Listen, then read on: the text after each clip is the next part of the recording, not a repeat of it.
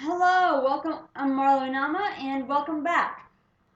And I want to introduce you to my new show, TidBits. TidBits is going to cover little segments on video games, and it's going to be exclusively video games. Now, it's not really going to be a full review. It's going to be a mixture between live-action webcam recordings like this, flash animation, and of course, all kinds of things.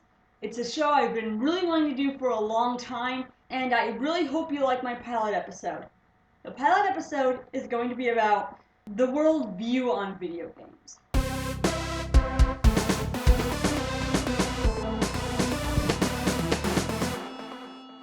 In this episode, we're going to cover views on video games and what people think of them. Well, you could say now it's pretty much done by, touted by the mainstream media as being this evil murder simulator to train killers, bypassing the real elephant in the room, which is the lack of mental health care. In many of the most popular games, the only goal is to kill. No, there's more than one goal than just to kill, you dumbasses. If you've ever played any of the games, you would have known. Was it a copycat crime?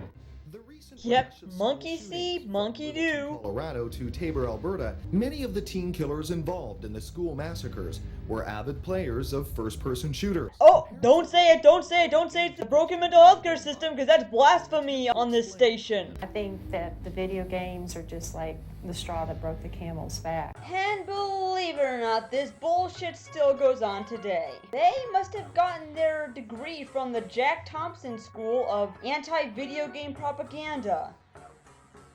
Well, in the early days, due to the significant graphical limitations with home consoles, the arcade ports looked like crap.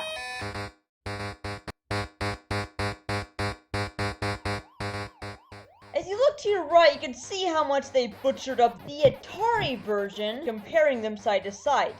The one on the left is the original Pac-Man in the arcades, so you can see how upset people were when they pre-ordered this port back in 1982 for their home consoles. They couldn't even get the background right. I mean, is black pretty much incompatible with this day and age? I don't think so. A lot of games had black backgrounds back then. It was a time where the only option was to use your imagination.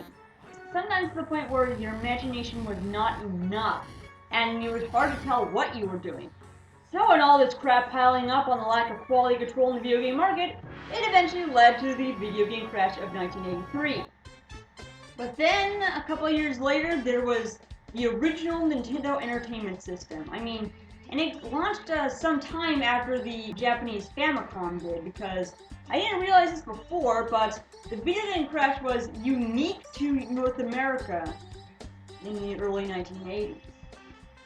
Some researchers think video game violence may actually be a safe way for kids to work out their frustrations. It might be that there's what he can call catharsis or relief, that the actual playing the game gets some of the violent feelings out.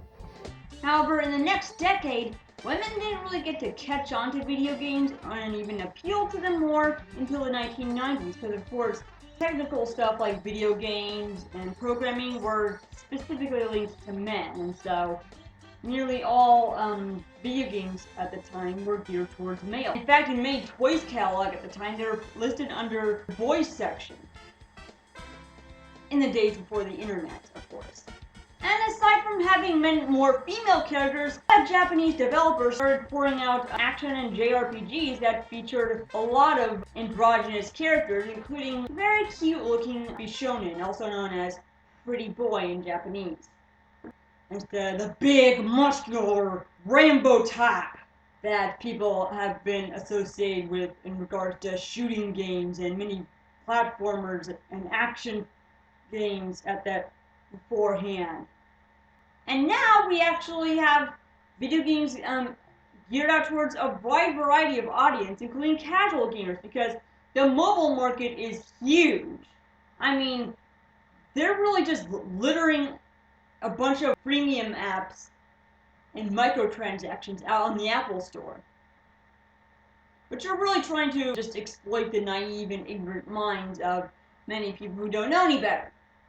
And because there's no law in the U.S.